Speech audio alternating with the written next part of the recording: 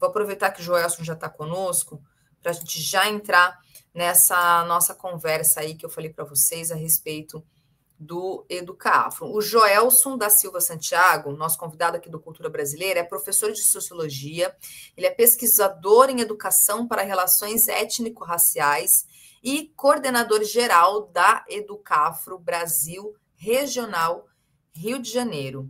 Joelson, boa noite para você, obrigado por atender o nosso convite, vir aqui para conversar conosco, seja bem-vindo ao Farol Brasil, ao Noite Brasil Cultura Brasileira. Boa noite, vocês me ouvem bem?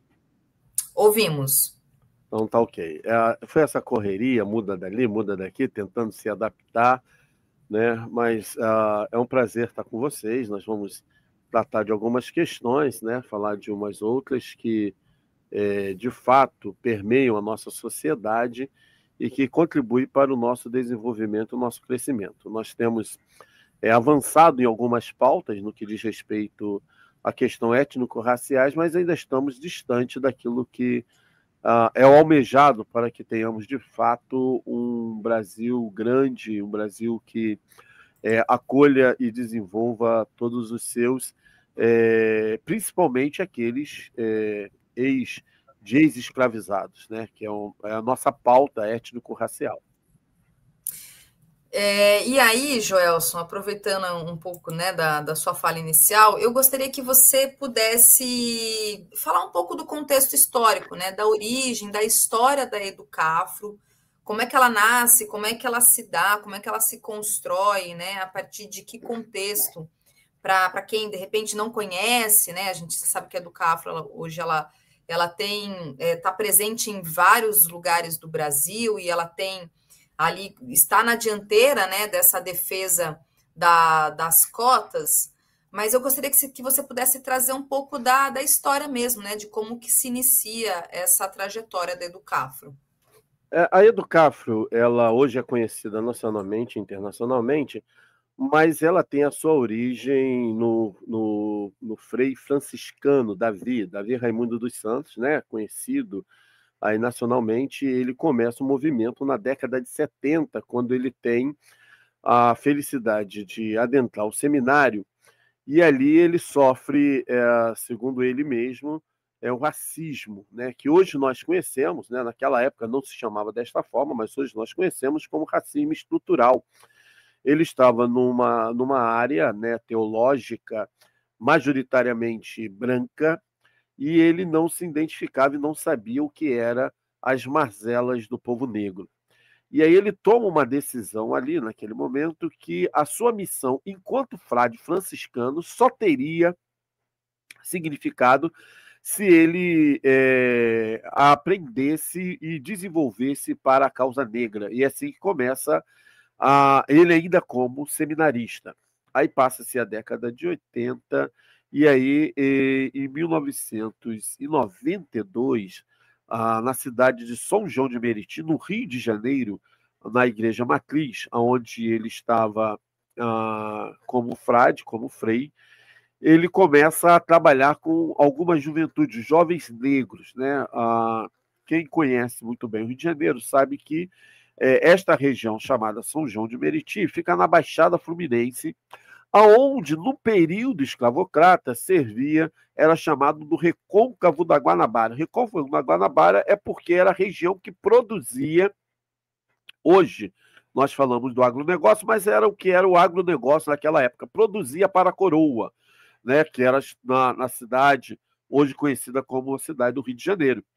E ali era onde os franciscanos, na sua grande maioria, na região da Baixada Fluminense, atuavam no processo de catequese, no processo também de empoderamento deste povo negro. Então, esta região, já não mais escravizada, foi para onde Frei Davi veio. E aí ele começou a desenvolver um trabalho com os jovens, quando chamou os jovens, porque eles não viam perspectiva de futuro.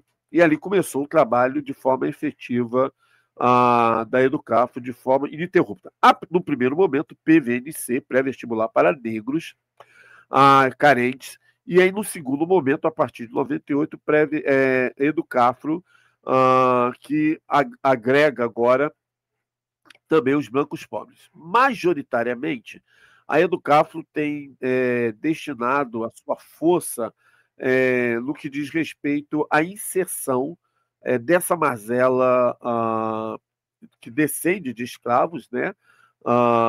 Os afrodescendentes, pretos e pardos, mas também os brancos pobres, para que eles consigam adentrar a universidade, quer seja pública ou particular com bolsa 100%. E aí nós já temos, ao longo da nossa trajetória, formado e qualificado centenas, dezenas, milhares de jovens que hoje contribuem com uma boa formação para o desenvolvimento do nosso país, economicamente, intelectualmente, socialmente também.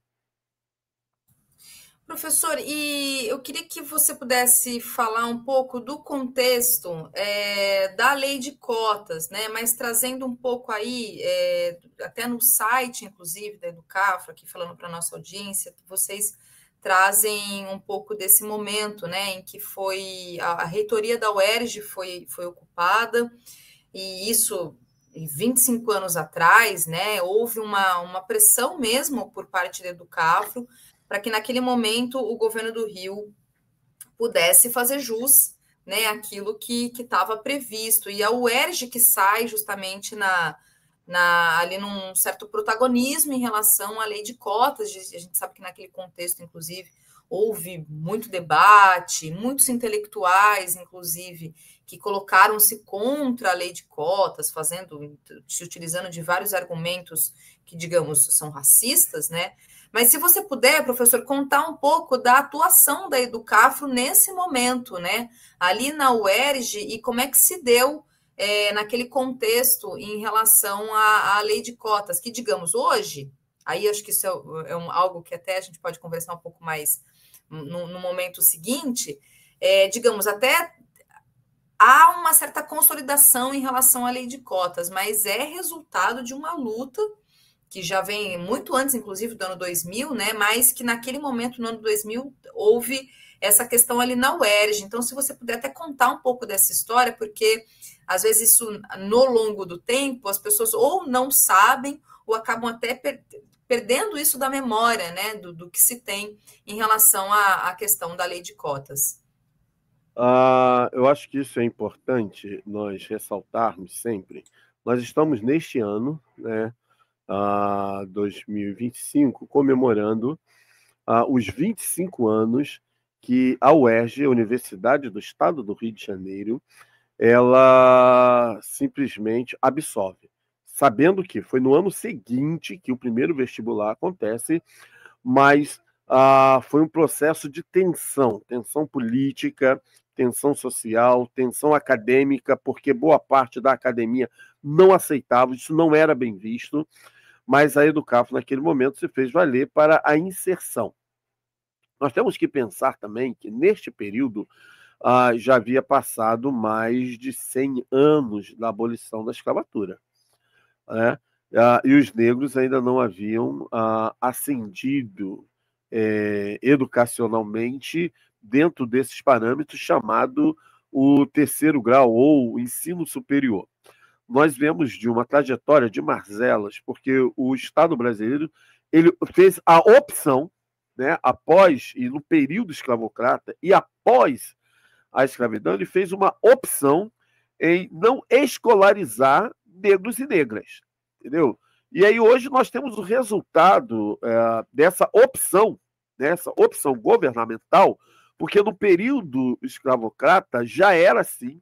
Após a abolição da escravidão, também o Brasil continua com esta mesma demarcação. Ou seja, em 1870, quando você tem o primeiro censo, você já sinalizava para o Brasil que, majoritariamente, esta população brasileira era negra. E aí você tem todo um processo de hegemonia, né, para o clareamento do povo brasileiro.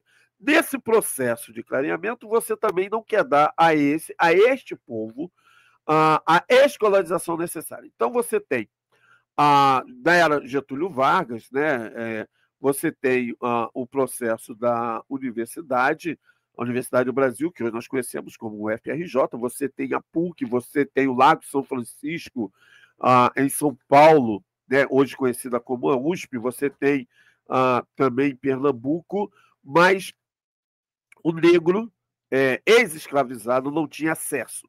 Então, depois de 100 anos, a gente tem que demarcar muito bem historicamente, depois de 100 anos, porque já havia passado 1988, nós começamos um movimento para trazer este negro. Por quê? Na década de 80, todos nós conhecemos, que é a chamada década perdida, e há um processo de reengenharia. Esse processo de reengenharia dava conta que o Brasil se mantinha em atraso porque não havia dado escolarização para o seu povo. E quem era este povo majoritariamente? O latifúndio, o negócio todo, mas também e principalmente o negro e a negra brasileira. Então, nós começamos com esse movimento. Mas como adentrar? Como entrar na universidade? Bastava somente a lei de ações afirmativas, que eram as cotas sociais que nós conhecemos? Hoje não. Deveria ter um recorte étnico-racial. Ou seja, se entre os pobres deste Brasil, nós temos os mais pobres, dito inclusive pelo IBGE, pelo IPEA e por todos os órgãos de pesquisa do nosso país. Nós precisávamos de quê? Que tivéssemos, de fato, a inserção destes negros e negras na universidade. Então, nós fomos, naquele momento, no primeiro momento, a governadora em exercício, que era a Benedita da Silva. Ela disse que ela foi muito afetuosa com a nossa proposta, com o nosso diálogo, mas não podia fazer nada porque ela não detinha caneta, mas sim o governador. Então, Antônio Garotinho, voltando da sua viagem, ele tenta fazer um arranjo, mas a sociedade ainda não estava madura para aceitar a lei das cotas. Então, nós tivemos que, de fato, arrombar as portas. E arrombar a porta significava entrar na universidade. Entrar na universidade, e assim nós fizemos a ocupação da UERJ, ocupação esta que não era bem vista pela sociedade, volto a dizer, pelo meio político e nem tão pouco. Hoje, 25 anos depois, a lei de cotas é consolidada e nós temos a nossa UERJ, de fato, sendo o ponto inicial e muito importante. Sem sombra de dúvida, a nossa querida UERJ hoje é a universidade mais negra do Brasil, e não somente com os negros e negras, né, que são oriundos da classe trabalhadora, ela tem uma formação de excelência, e nessa formação de excelência ela traz para o seu processo também o que nós hoje chamamos de benefício. Então, a UERJ, de fato, ela tem incorporado na sua trajetória esta política de cota e que serviu de modelo para as demais. É algo consolidado. Agora, em 2028, nós vamos debater novamente a prorrogação de lei de cotas na UERJ. Em 2022, nós começamos, foi os 10 anos de lei de cotas a nível nacional, nas universidades federais, né? Então, em 2032, nós vamos, mais uma vez, fazer esta revisão de lei de cotas nas universidades federais. Hoje, concurso público já promove cotas e tem sido já uma política consolidada. O que nos interessa também é que seja uma política de Estado, não de governo, mas de Estado, porque foram 380.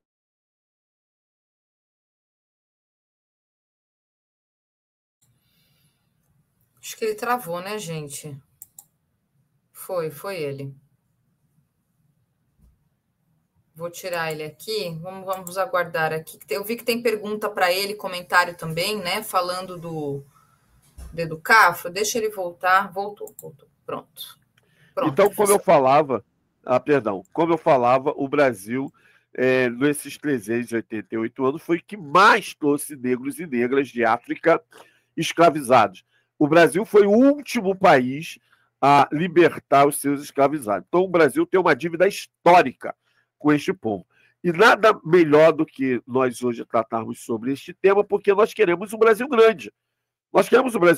E para termos um Brasil grande, nós precisamos qualificar, para além de educar, qualificar e aperfeiçoar esta mão de obra. Se no passado, com essa população escravizada, o que se tinha era o momento do solo, taca fogo no solo, porque é assim que se entendia, hoje você não taca mais fogo no solo, né? Nós já sabemos que o solo, a terra, ele tem muitos nutrientes. Então, um povo preparado, qualificado, aperfeiçoado, faz um Brasil grande. E nós, negros e negras, queremos contribuir para esse Brasil grande.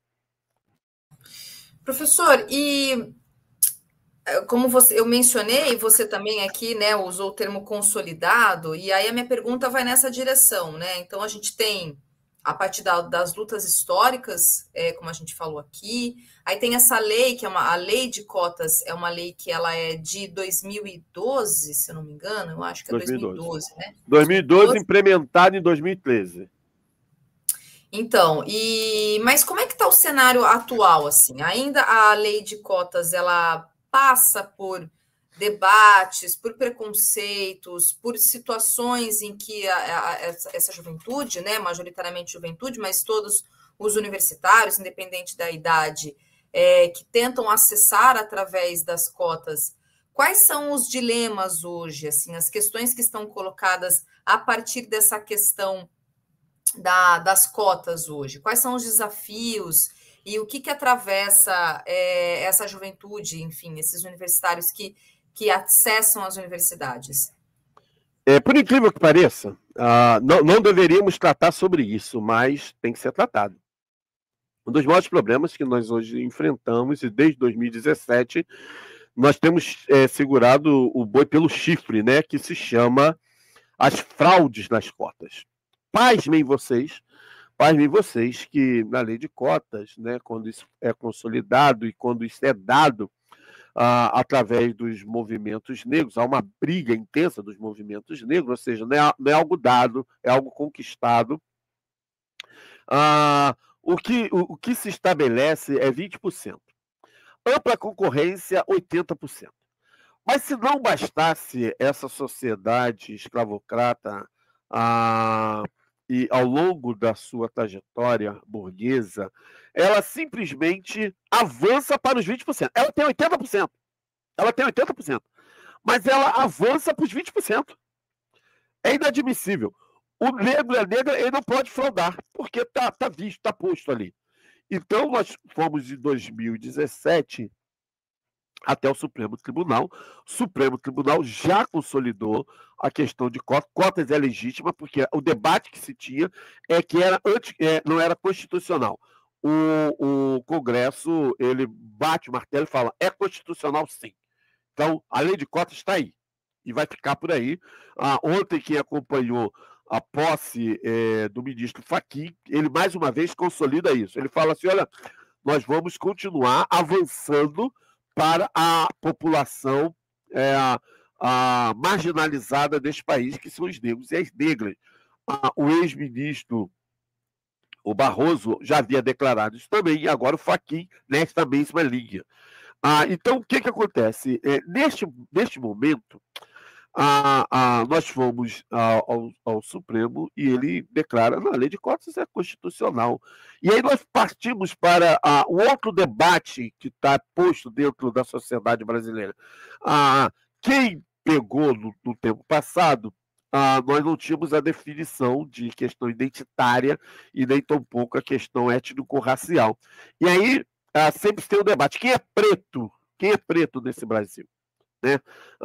Se nós pegarmos a questão lá de Gilberto Freire, quando escreve e quando trata da questão da democracia racial, né, que o Brasil é um país mestiço, todo mundo se acha e todo mundo diz que ele descende de pretos, né, ou por conveniência. E aí o Supremo Tribunal, ele simplesmente vai lá e bate o martelo dizendo, a partir da banca de heteroidentificação, que todos aqueles que descendem de pretos ou de escravizados negros constituem os pretos e pardos desse Brasil, né? E hoje nós somos 56,6% da população brasileira. Pretos e pardos constituem a maioria desta população. Mas e aí, quem é? Quem é? O Supremo vai lá e, na sua súmula, ele vai dizer que são preto, preto, preto, pardo, pardo claro, pardo branco. E nessa questão do pardo branco, sob nenhuma hipótese. Aí você perguntaria, mas o pardo branco existe? Existe, existe. É aquele que nós convencionamos aqui dentro da nossa nação brasileira, o branco, mas que ele tem todos os traços, não fenótipo, mas genótipo do negro. E passa-se por branco aqui no país. Ele só vai descobrir que ele é preto quando ele vai para a Dinamarca, para a Suécia, para a Suíça, e aí ele volta com depressão. Né? Ou então vai para os Estados Unidos e chama ele de latino. Aí ele volta para o Brasil, aí fala assim, eu fui discriminado, sofri preconceito e tal. Então é este grupo aí. Mas dentro da lei de cotas, nós já estamos consolidados. A lei de cotas, a lei da questão étnico-racial, já está consolidada nesse país. Existem debates ainda. Existe debate, existe fraude, mas o que nós queremos é a consolidação a partir do conhecimento. A lei 10.639, que perpassa o ensino de África indígena no país, aqui no Rio de Janeiro, nós ampliamos para indígena também, ela não é exclusiva da cadeira de História, mas da cadeira de todas as disciplinas, todas as disciplinas. Então, nós, à medida que nós temos condições de absorver isso no nosso currículo escolar, nós vamos avançar enquanto nação. E avançando enquanto nação é o que nós queremos, de fato, umas discussões que ainda são muito genéricas, né? E muitos ainda não entendem o benefício que são a lei de cotas. Bom, eu vou ler aqui alguns comentários, professor, que chegaram. Agora, é importante essa sua fala, porque eu acho que uma das polêmicas, digamos, né, e que gera muita discussão, que tem muito a ver com essa elaboração que você trouxe, é com as questões das bancas de heteroidentificação, né? E aí as fraudes, por exemplo, né? Gente que não é negra e que quer se utilizar disso, né, para poder acessar as cotas, ou alguns casos que de fato a pessoa ela é barrada na banca de heteroidentificação. Então isso realmente é um debate que está colocado sobre, em particular, a questão do pardo, né? Eu acho que é importante essa sua colocação do branco pardo. Talvez esse termo, para quem não está muito, digamos, familiarizado, não está muito aprofundado com essa discussão, com esses estudos, até só um pouco, mas existe o branco pardo, professor? Te pergunto. Segundo a súmula do Supremo Tribunal Federal, sim, né? Existe. E nós sabemos, né? Quando a gente fala a questão, aqui no Brasil, nós, diferentemente dos Estados Unidos, que está sempre discutindo a questão do colorismo, né? Você tem a questão do colorismo. O Brasil ele fez a opção pela miscigenação, né? Então, mas segundo o IBGE, nós temos o preto, o pardo, o amarelo, não é isso? E o indígena e o branco. Essas são as tipificações do IBGE. Dentro do preto, né, o que nós convencionamos negro, é a junção de pretos e pardos, né? Foi convencionado isso. E aí, o preto é fácil. Preto é fácil, né? Bater o olho, você vê, e a cor vai na frente. É o que nós vulgarmente chamamos do retinto, né? É aquele que é retinto, né? Esse é o que nós chamamos, é o preto preto, né? Então tem o preto preto, o preto pardo, pardo pardo, pardo claro e o pardo branco, né? A partir do pardo claro e o pardo branco é genótipo, não é fenótipo. Não é fenótipo. E algumas características, né? Algumas características, inclusive física, né? Que permeiam a questão da negritude, está presente no pardo claro e no pardo branco. Só que ele não se reconhece na sociedade como afrodescendente. ele não se reconhece. Ele não se reconhece. Se ele estivesse nos Estados Unidos, se ele estivesse na Europa, ele se reconhecer facilmente. Mas aqui no Brasil, pela democracia racial, ele não se reconhece como afrodescendente. E aí é a grande questão. Né? Hoje nós temos avançado em políticas públicas, colocando inclusive a questão raça-cor. Isso é importante. É importante. Dentro da questão da saúde, raça-cor. Porque, biologicamente, existem doenças que é inerente à população negra, afrodescendente.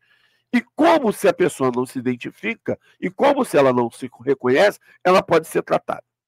Durante muito tempo se tratava, e se fala-se até hoje, que é a doença mais pesquisada e mais buscada, que é a anemia falciforme. A anemia falciforme, majoritariamente, dá no povo afrodescendente. É uma característica afrodescendente, né, do negro. E aí tem pessoas lá de pele clarinha que tem anemia falciforme. Mas ela não sabe. Mas ela tem o quê? O sangue negro. Ela tem o sangue negro. Então, quando nós tratamos estas questões de africanidade a partir do reconhecimento identitário e étnico-racial, fica muito mais fácil para nós tratarmos todas as coisas, entendeu? E quando... mas as políticas de cotas. As políticas de cotas, ela simplesmente busca acelerar a ascensão dessas pessoas que foram historicamente colocadas à margem da sociedade, do desenvolvimento econômico e social. Então, quanto maior a pele retinta, quanto maior, mais discriminação esta pessoa sofre na sociedade. Então, é uma reparação histórica. Muito bom. Esse é um tema que gera bastante discussão, viu, professor? O pessoal aqui na audiência falando. Bom, eu queria só aqui, Eli Silva diz o seguinte, olha só, um salve para o povo da Educafro, fiz o pré-vestibular no antigo núcleo de Santíssimo, Zona Oeste do Rio de Janeiro, em 2004. Obtive graduação em Ciências Contábeis na UFRJ em 2009. Olha aí, os frutos, né, da Educafro. E aí, professor, olha só, o Wesley Felipe, ele pergunta o seguinte... Queria saber qual é a perspectiva que temos no fim dos processos seletivos e que a universidade pública seja pública de verdade. Inclusive, até aproveitando, uma outra pessoa, professor, trouxe aqui uma discussão, né, que ela diz o seguinte, que o fim das cotas tem que ser acompanhado do fim dos vestibulares, ou seja, a gente de fato ter o acesso à educação superior de maneira pleníssima, né? Então, um vestibular que não seja esse fruto desse resultado de exclusão e razão pela qual, inclusive, a necessidade das cotas, essa ampla discussão, né, que já foi feito fartamente e que já é mais do que demonstrado a pertinência de termos cota dada a nossa realidade. E aí o Wesley Felipe ele pergunta isso, professor, se o direcionamento é um horizonte de entendermos de fato, né, aqui especificamente falando, do acesso às universidades, né, de acabar de vez esse processo de exclusão que é o processo de vestibular, ainda neste momento que a gente vive no Brasil. Então, já vai ser meu colega de sociologia, né? Porque a gente tem algumas coisas de utopia, né? Não deveria, né? São as nossas inquietações. O que acontece? O Brasil ele é tardio em tudo. Nós vamos, daqui a 7 anos, comemorarmos 100 anos de universidade pública no Brasil. 100 anos. Pasmem vocês, 100 anos. 1932, a partir de Getúlio Vargas, quando cria a Universidade do Brasil. Hoje, como eu já tinha falado anteriormente, a UFRJ. Que não era para atender a classe trabalhadora. O Brasil fez essa opção. O Brasil fez essa opção de não atender a classe trabalhadora, os pobres, que majoritariamente já eram pretos e pobres, e aí você começa quando você traz o processo de branqueamento para o Brasil, você traz os imigrantes e você vê todos que ascenderam socialmente, economicamente, culturalmente no Brasil tem sobrenome diferente de um da Silva, de um Santos, de outras coisas todas nesse país. E aí, as primeiras universidades do Brasil, elas não incorporam o sentimento, de fato, de formar para o futuro, né? Ou seja, é bancar uma elite. Bancar uma elite. Como é que se bancava essa elite na época do Brasil escravocrata? Você mandava para fora, você ia se formar em Coimbra, você ia formar em Paris, né, na França, e quando voltava, eles tinham ascensão social, os filhos do cafeicultores, tinham títulos, isso, aquilo outro. Não acontecia com a classe trabalhadora, que, de fato, de forma, estavam excluídos disso tudo.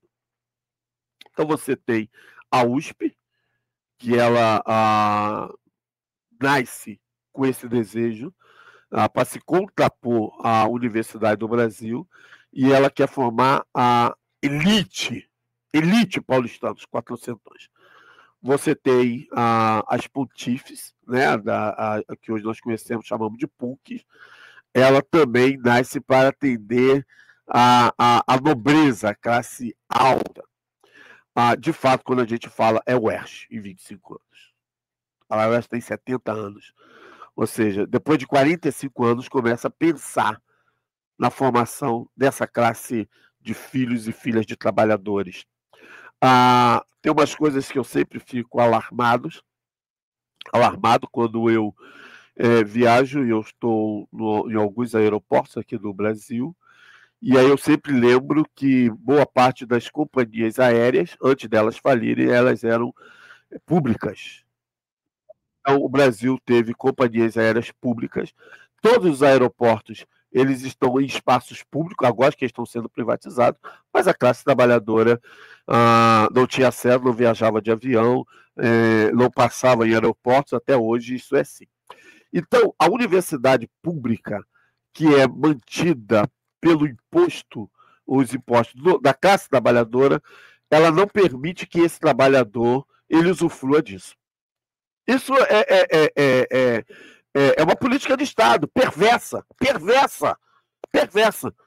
porque é o imposto do trabalhador. E o que nós hoje advogamos? Que ela seja pública, de qualidade para todos. Pública, de qualidade para todos. Simplesmente assim.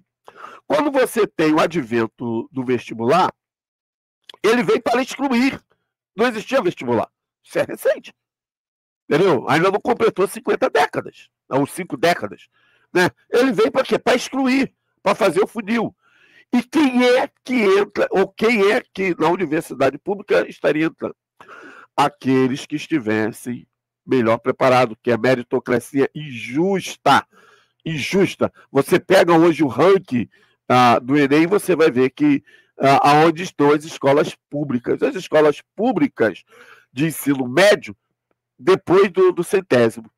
As escolas particulares, né, e esses conglomerados todos, esses grupos todos financeiros, capitalistas, que invadem a educação brasileira, elas simplesmente avançaram o quê? Elas formam para o Enem, e formam para o Enem para que eles entrem o quê? Nas universidades públicas. Então, se você pega qualquer vestibular, você vai ter o quê? Você não vai ver nenhuma empresa pública produzindo um vestibular. São empresas privadas, que vai favorecer quem? Os grupos privados. Então, você, na sua trajetória de formação, você vai ter ali lendo 200 livros. E qualquer estado brasileiro, ele apresenta para a escola pública o currículo mínimo. E quando você vai fazer o vestibular, tanto na universidade, para universidades federais, através do Enem, ou nas universidades públicas estaduais, eles pedem o currículo máximo. Ou seja, com uma exigência que você passou a sua formação toda, tanto no ensino fundamental como no ensino médio, não viu. Você leva pau. Então, é uma forma orquestrada que esse Estado faz para que a classe trabalhadora e os filhos da classe trabalhadora não consigam acessar ao ensino público. E aí essa continua sendo uma das nossas brigas, que os ricos, né? Ou a burguesia, como alguns chamam, brasileira, que de burguesia não tem nada, porque os burgueses da Europa fizeram a revolução. Os ricos aqui no Brasil não fazem revolução nenhuma, não querem fazer revolução nenhuma, né? O que acontece? O filho ganha um carro ou uma viagem para a Europa. O que hoje nós advogamos, o que hoje nós brigamos na universidade pública é que tem alimento. Essa semana eu estava reunindo com as reitorias dessas universidades, então nós brigamos para que eles tenham alimento. É uma universidade de tempo integral. E uma universidade de tempo integral, café da manhã, almoço e a janta, porque eles ficam o dia inteiro. E vocês pasmem, isso começou a acontecer agora, depois da pandemia.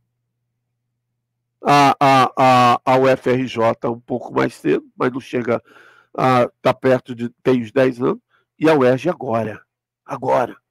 Então, como é que a classe trabalhadora, o filho da classe trabalhadora, que ganha um salário mínimo, que 85% dessa população brasileira ganha um salário mínimo, consegue se manter na universidade pública de tempo integral?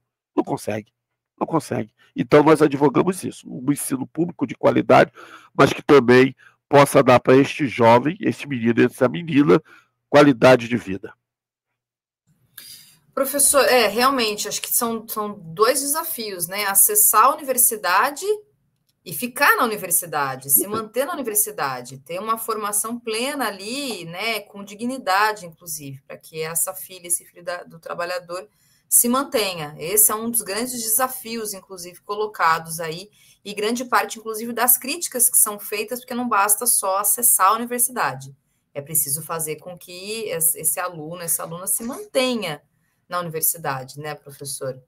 E aí, eu queria muito te ouvir, como é que está a Educafro hoje? Vocês estão em vários lugares do Brasil, como é que vocês se organizam, inclusive, para quem quiser buscar, primeiro, se voluntariar, de repente, né, tem alguns profissionais que, de repente, desejam se voluntariar, fazer parte, e aquele ou aquela pessoa que queira poder acessar os cursos da Educafro, como é que funciona essa estrutura, como é que funciona esse acesso? A Educafro é algo que não deveria existir. Eu sempre falo para todo mundo falo de forma brincando, mas de forma séria, né? Porque a Educafro, a permanência dela significa que ainda nós temos marcelados nesse país, né? E a Educafro, ela hoje atende da creche ao pós-doutorado com preparatório para as melhores escolas, né, federais, a partir do 6º ano do ensino fundamental, também no ensino médio e nas faculdades. A Educafro, ela começou como um preparatório para a universidade, mas hoje ela trabalha, inclusive, também no preparatório para as provas da OAB, preparatório para cartório, né? Porque o governo brasileiro abriu, então antigamente o cartório era de forma hereditária, hoje não, você faz o concurso e poucas pessoas sabem, então nós temos um preparatório para tudo que envolve concurso. Nós também ganhamos no Supremo Tribunal, concurso público a nível federal, estadual, municipal e nas suas autarquias tem que ter cotas, reserva de vagas. E aí nós fazemos um preparatório para todos esses. Preparatório para mestrado, preparatório para doutorado. Nós não temos uma faculdade formal, nós não temos ensino médio nem ensino fundamental formal, mas nós preparamos este jovem na sua totalidade. A Educafro, ela é nacional, hoje ela é nacional, ela é internacional, e tem uma coisa maravilhosa na Educafro. É a maior entidade que compõe voluntários. Nós somos 100% voluntários. 100%. As pessoas, elas abraçam a causa, elas entendem a causa e elas querem fazer um Brasil melhor. Aí perguntariam, Joelson, mas é só afrodescendente? Não. Todas as pessoas. Nós temos dentro do seio da Educafro, dependendo da região, né, todo o recorte da sociedade, né? Não somente pretos e pardos. Nós temos, inclusive, em algumas regiões, aqueles que descendem, né, de asiáticos, os descendentes europeus, tudinho. Então, nós temos pessoas que abraçam a causa e querem ver um Brasil melhor e menos desigual, com equidade para todos e todas. Bom, e aí, professor, eu estava observando aqui, acompanhando as redes sociais, né, da Educafro, vi também o site, até estou deixando aqui para vocês, viu, pessoal, acompanharem o trabalho do Educafro. E eu vi, professor, que vocês têm ali um espaço, né, de notícias em que há uma extensa produção realmente de notícias, né, e de acompanhamento da conjuntura como um todo, né? E aí queria aproveitar para te perguntar, até você, né, enquanto professor de sociologia, inclusive, como é que você está observando as relações étnico-raciais atualmente, a conjuntura das questões raciais no Brasil, assim, como um todo, né, em relação à política, em relação à sociedade, né, atualmente. Eu queria até aproveitar, professor, eu sempre gosto de lembrar de um registro, porque realmente não consigo esquecer a grande intelectual Sueli Carneiro, quando ela conversou com o Mano Brown, lá no Mano a Mano, teve um momento em que ela diz que, assim, ela fazia quase que enquanto filósofa, inclusive, né, fazia uma avaliação do estado de coisas, e ela dizia o seguinte, que essa pretensa ideia da democracia racial, que é cínica, que é mentirosa, né? Aqui estou falando em outras palavras, mas um pouco nessa linha que ela coloca, de alguma forma ela conformou o racismo e um certo tecido social ali das tensões raciais presentes que a gente vivenciou aí ao longo, em particular, desse processo pós-abolição, né? Desses mais de 135 anos aí pós-abolição.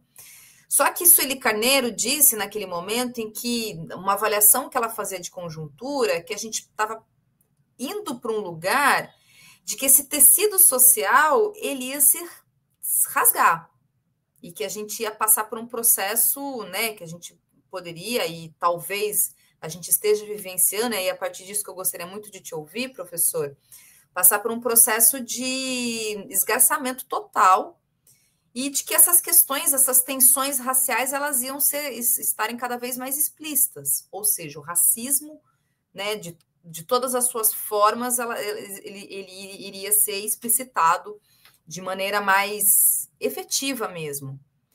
E é a partir disso, né, enfim, que isso eu gravei isso muito, até em razão do que a gente todos os dias noticia aqui, o que a gente vê e acompanha a partir dos fatos. Eu queria muito te ouvir, professor, como é que você está observando essas questões, né? Porque, lamentavelmente, a gente ainda vive numa sociedade profundamente racista. E como é que você está observando atualmente essa nossa conjuntura, né? As questões raciais, que é o que permeia a nossa sociedade, como a gente sabe muito bem. Nós temos, se é uma questão que tem que ser trabalhada, isso aí eu acredito que vai levar ainda, né, uma outra abolição, que é o que está arraigado na sociedade, né? Quando os abolicionistas, Castro, Joaquim Nabuco e tantos outros naquele processo de abolição, Joaquim Nabuco, eles deixam bem claro, não basta acabar com a escravidão, mas com a obra da escravidão. O que nós temos hoje, após 135 anos, é a obra da escravidão. A obra da escravidão. Esta obra da escravidão, ela é estrutural no Brasil. Por ela ser estrutural no Brasil, ela perpassa todos os segmentos da sociedade. E por passar por todos os segmentos da sociedade, você não consegue visualizar a ascensão desta sociedade. Diferente, né, nos Estados Unidos, você tem muito demarcados territórios. Né? Você tem muito demarcados territórios, e aí você vai chegar num bairro negro, você vai chegar num bairro hispânico, você vai chegar num bairro asiático. No Brasil, não. No Brasil está tudo misturado. No Brasil é tudo misturado. Né? E aí dá a falsa impressão que está tudo bem. Embora nos Estados Unidos, quando você vê, tem essa tensão étnico-racial, mas você, dentro daquele território, né, ou dentro daquele grupo étnico, eles conseguiram a ascensão social. Então, você vai ter, dentro dos Estados Unidos, negros e negras com uma alta qualificação profissional, acadêmica, mas também negros e negras na classe média alta. Alta. Entendeu? Aqui no Brasil você não vai ver isso. Você não tem. Você não tem. Você tem a demarcação territorial, mas não tem diversidade. Entendeu? O negro e a negra nasce naquele CEP e vai continuar naquele CEP. Né? Vai sofrer a questão do racismo ambiental, vai sofrer a questão da urbanização, ele vai sofrer não tendo acesso a uma boa educação, a água potável, né? a tantas outras coisas que uma sociedade de bem-estar social já estaria permitindo que esta população, este grupo étnico, já estivesse desfrutando. No Brasil, não. Isto é o que há de perverso, porque não incomoda a sociedade. Não incomoda. A sociedade, ela não se vê incomodada com isso. Entendeu? A sociedade, ela não chora por isso. E aí, isto é o mais gritante, né, que é o racismo estrutural. Então, o que nós esperamos? Esta tensão, quando é dita, é o seguinte: na medida que você vai ascendendo academicamente, você quer e você deseja que o profissional também acompanhe. Também acompanhe. Então você vai se permitir, peraí, se eu tenho a mesma formação, por que eu não tenho o mesmo salário? Se eu tenho a mesma formação, por que eu estou ainda mais zelado? Então, estas tensões, elas partem a partir do momento que você tem um conhecimento científico e técnico.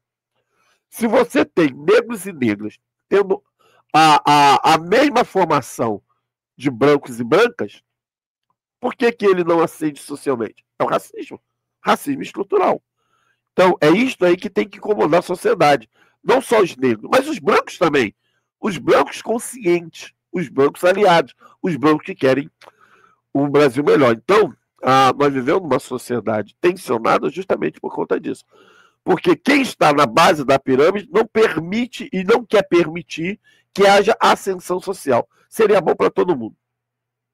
Seria bom. Nós vamos agora, daqui a 5 anos, o Brasil vira pirâmide, né? O Brasil vai virar pirâmide. E nós vamos ter um grupo, um contingente adentrando a terceira idade. E o Brasil ainda não será um país rico. Isso é muito ruim. É muito ruim. Quando você pega a questão do trabalho, né?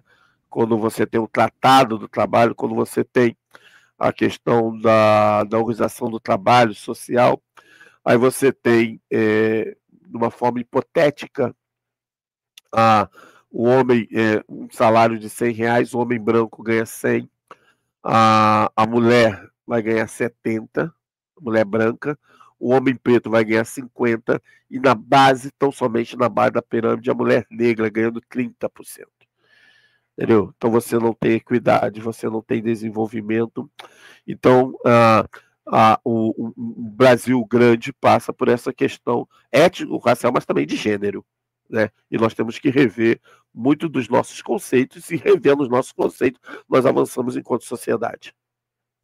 Mas, professor, você acha que atualmente a gente vive uma situação bastante particular em relação ao racismo que é mais explícito? Assim, você acha que os racistas, eles, digamos, perderam a vergonha Há um aprofundamento nesse sentido, dada a nossa conjuntura política, por exemplo? Olha só, nós temos a Lei Afonso Arinos, né? É uma lei já de mais de 50 anos, onde já previa a punição. O que passou a acontecer é que negros e negras passaram a ter acesso ao conhecimento. Isso incomoda. Isso incomoda. Passaram a querer fazer parte de espaços antes dominados por branco. Então tem essa tensão. É uma sociedade que não está preparada para o diverso, né? Quando nós tratamos da questão policial, que eu ouvi você falando anteriormente, né, parte por esse princípio. Aqui no Rio de Janeiro, anos atrás, nós teve, infelizmente, né, um assassinato de um policial oficial, um oficial, né? Parou o Rio de Janeiro. Parou o Rio de Janeiro. Né? A mídia só noticiava isso. Parou, infelizmente, né? No confronto com bandidos. Parou o Rio de Janeiro. Mas esta mesma mídia, esta mesma sociedade, não para falar do número assustador de policiais classe C que morrem todos os dias. Por quê? Esse policial classe C é negro. O policial que morre é o classe C, que é abaixo. Então, nós temos essa tensão. O policial que também vai para a rua sem um letramento racial, sem um conhecimento de classe, ele também é vítima dessa sociedade racista. Se nós, no período escravocrata, você tinha o negro, o preto, não de pele retinta, mas mais claro, onde a própria sociedade o colocou em confronto com os seus pares, com os seus iguais, e ele não se via igual, e colocavam como capitão do mato, para guardar a senzala. Mas quem guardava a senzala, que era o capitão do mato, era negro também. Era negro também.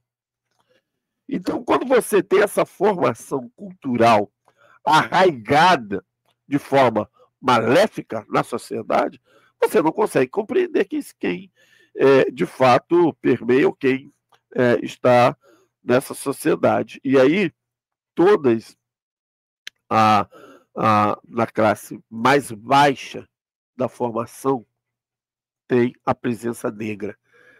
E aí essa presença negra ela é de forma inconformada. E à medida que você vai subindo a pirâmide, você não vê, né, do meio para cima, você não vê negros e negras. E aí a atenção está aqui embaixo. Então eu sempre chamo a atenção para isso.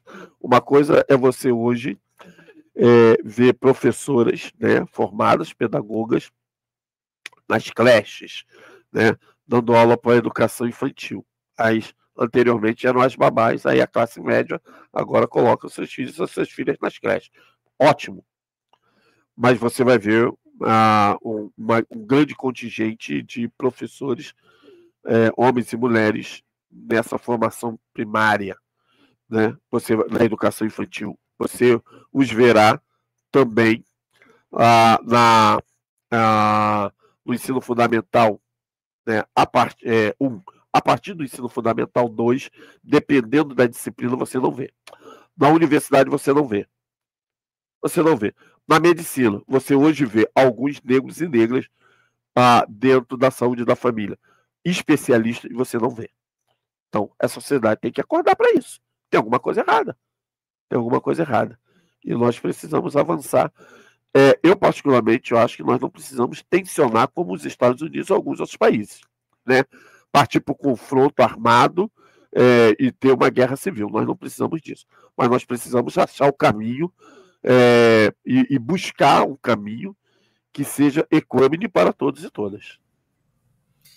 2 comentários só, professor, para a gente poder finalizar nossa conversa. Concordo contigo em relação ao policial. Inclusive, eu sempre digo que o problema não é o policial, e sim a instituição, a polícia, né, a formação, como se formam esses profissionais, como eles vão para as ruas, achando que o povo, né, enfim, as pessoas pobres, majoritariamente negras, que são os inimigos. Acho que tem um problema aí na formação, então não é porque o policial ele está submetido realmente a essas lógicas de exploração e todas as mazelas presentes. Concordo totalmente com essa questão que você trouxe.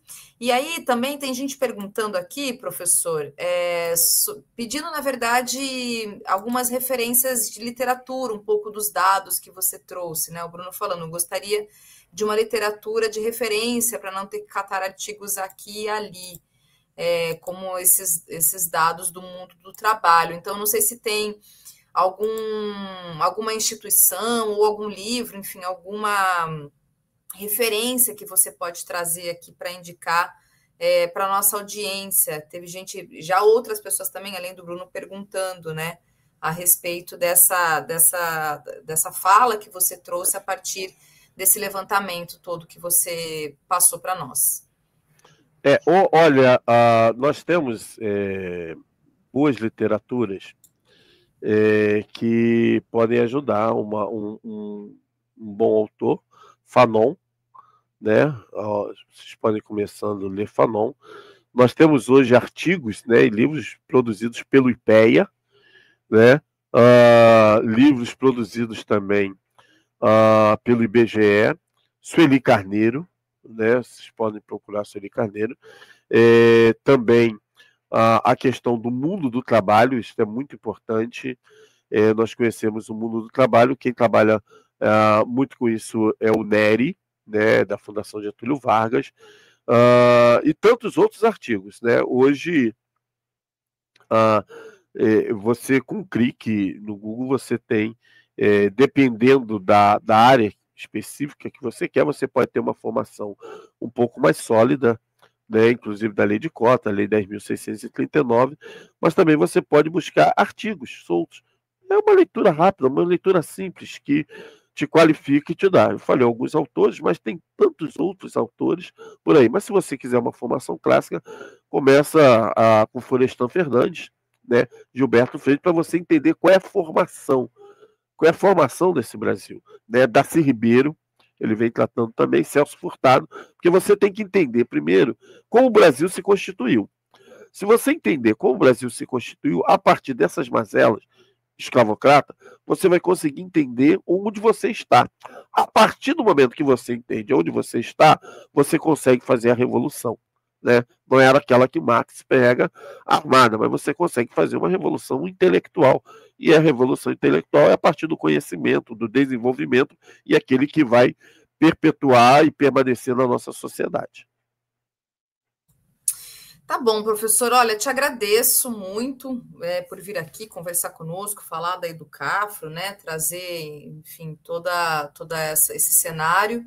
E mais uma vez, muito obrigada mesmo. E aqui, novamente, né, fica aberto o convite para você voltar e a gente poder tratar aí dessas e outras questões em outras oportunidades. Obrigada mais uma vez.